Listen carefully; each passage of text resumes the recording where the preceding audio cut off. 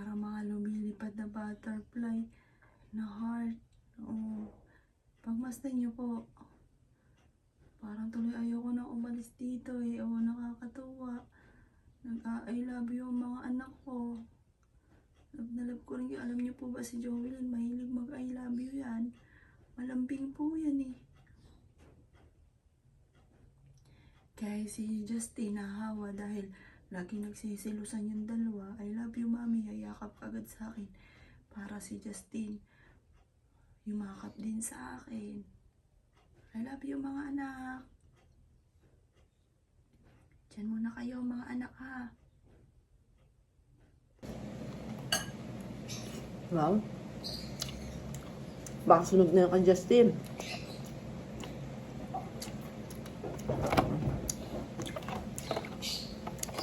Gulay-gulay.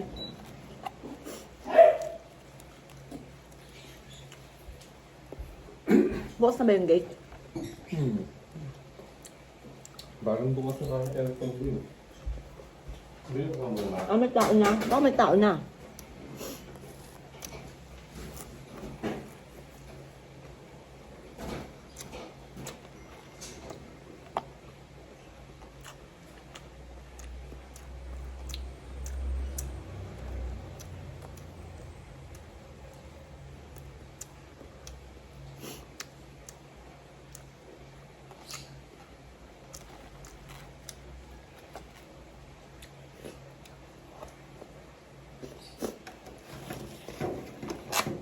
Sarap.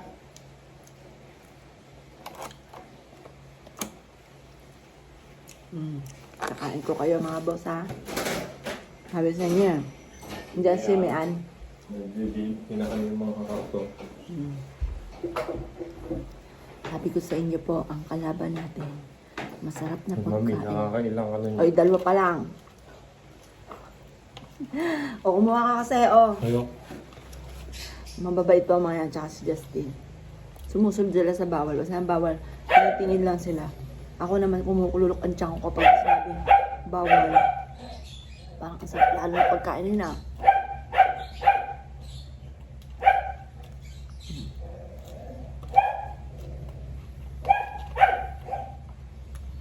Pwede naman eh, titin lang.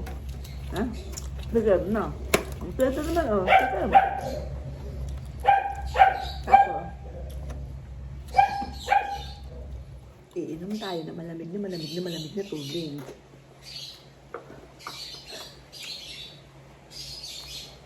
Kailan pala? Kahapon. Napasin ko. Hindi pa, 3 days na kanito. Di ba merong gamot kayo yung nasa ano, yung parang ointment? Nagkaroon ba ka niya? Usa na tuyo? Masama pa yung pinapin ko. Masama pa pinahat sa lamanan. Hindi man makate, ganyan lang. Huwag mo na tapos eh.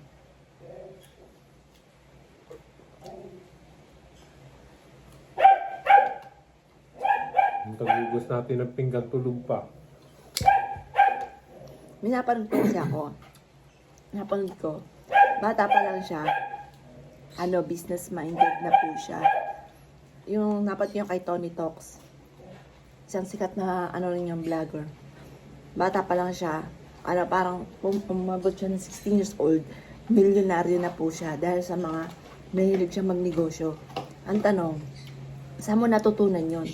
Ang sabi niyang nung lalaki, Bata. nung bata, ano daw po, tinuruan siya ng stepfather po niya na na magnegosyo. Or kaya, may gusto kang bagay, kung ano yung gusto mo, kailangan pagtrabahuan mo, paghihirapan mo, para matuto.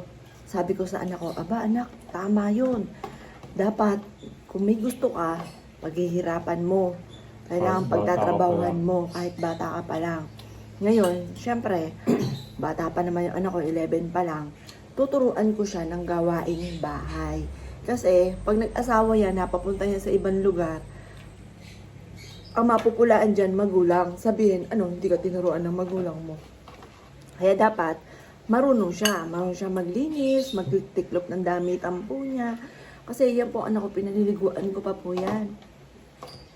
Ganon din naman dati si Jovelyn. Hanggang dumating na rin yung punto na, mami, ako na, nahihiya na po siya, dalaga na.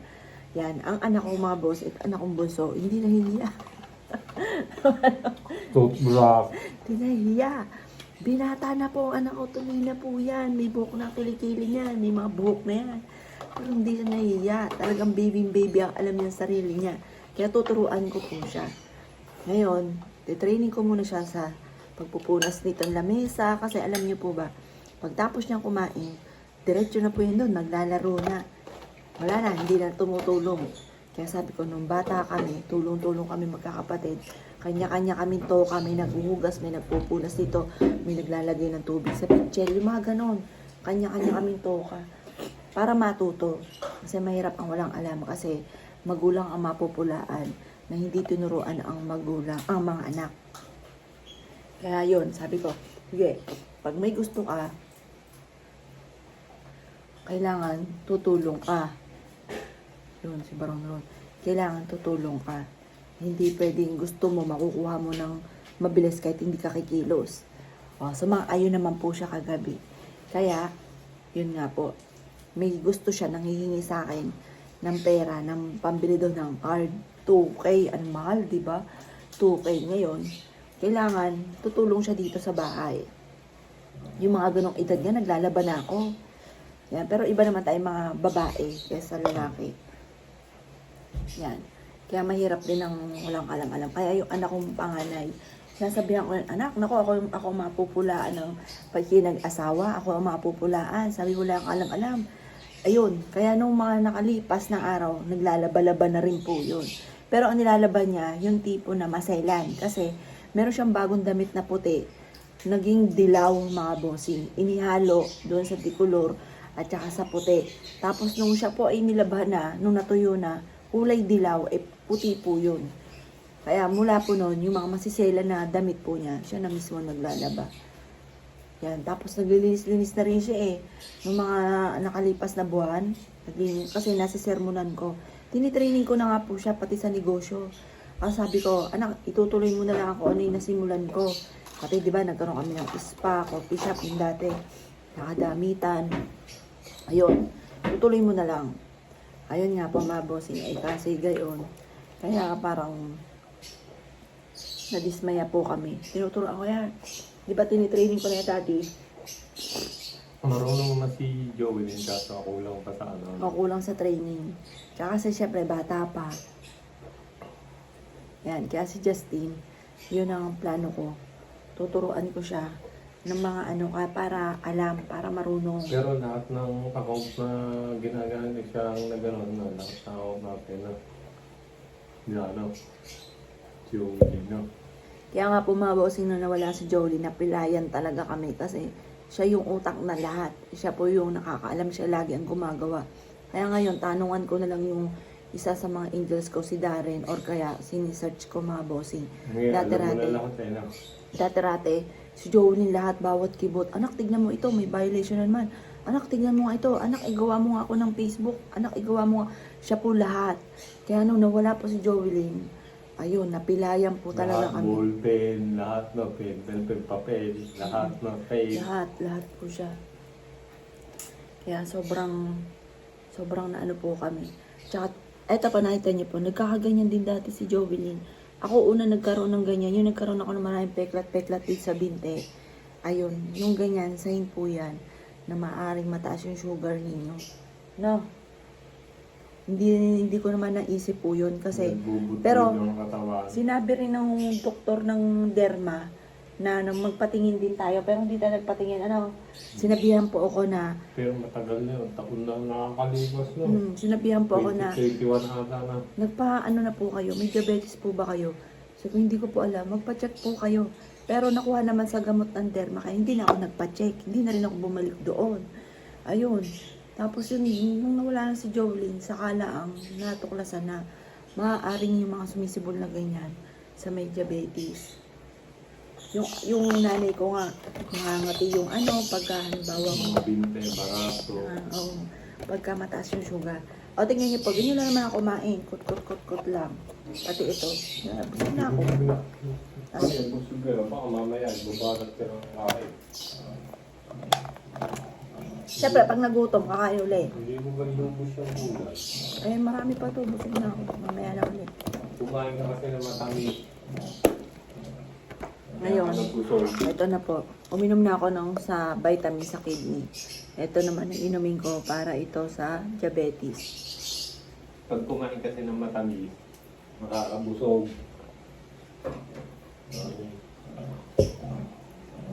Nakakabusog. Nawalan tuloy ako ng gana. Matamis kasi yung laro.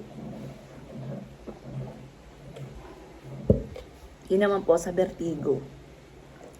Hindi na hindi sa akin pwede na hindi na inom ng sa vertigo kasi nalulula po talaga ako.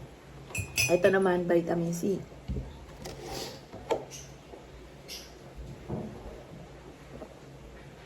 Saling ko pala yung bigas para puno. Ito naman po vitamin D.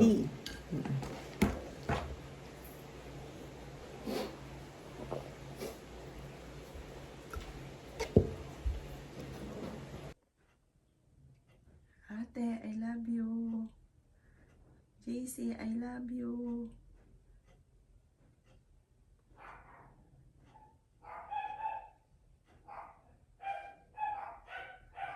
Para kayong mga angel, kumukuti-kutitap.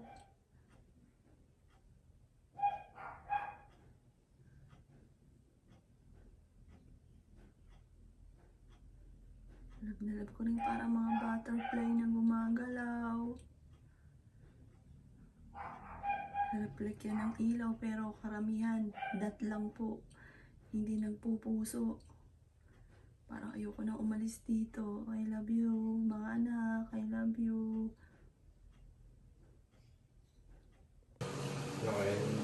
Good morning, anak. I love you. Napakasuplado eh. Good morning. I love you, I love you. Tanong mo nga, Ah, yung green. ha? Ano ba green? Ah, yung barley, nainom mo na? Sali mo na saan yan. Ano ba to, fish? Chicken? Chicken ka.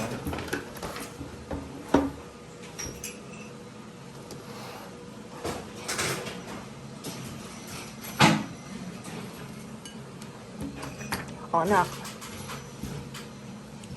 Breakfast.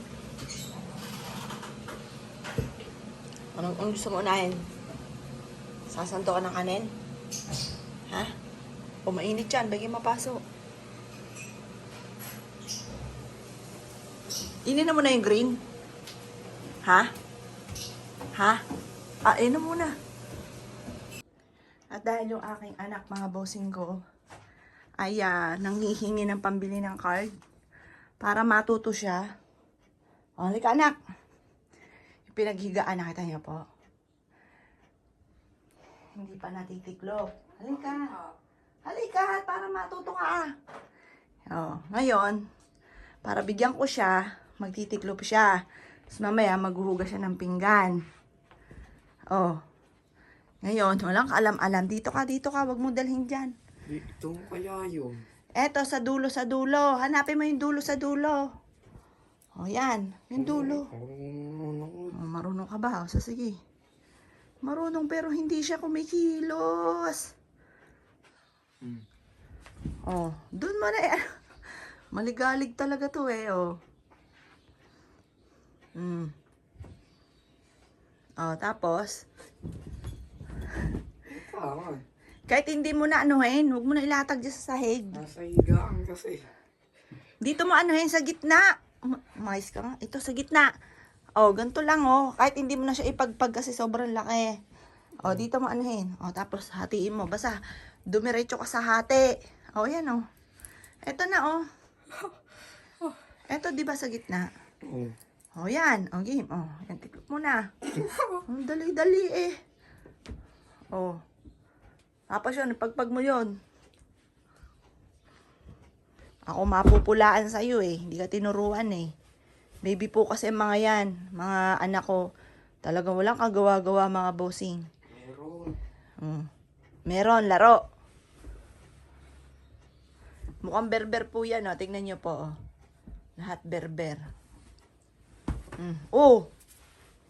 Kay ate yun eh. Yakap-yakap niya ate lagi yan eh. Oo. Oh. Ngayon, eto. Oh, sa una lang yan, hindi ganun kaayos ha. Pero bukas maayos na yan. O, dyan mo muna siya ilagay.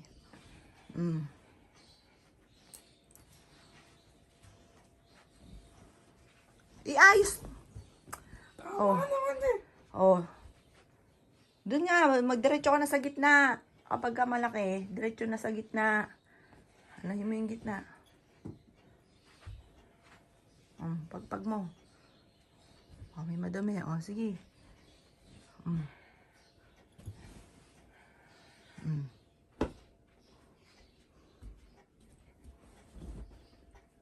Ganyan. Oh, yan. Ganyan. Oh, ikaw nag-ano, okay naman ah. Oh, Oh, next. Ganyan. isod mo yun doon. Mahulog doon si ate. Yan.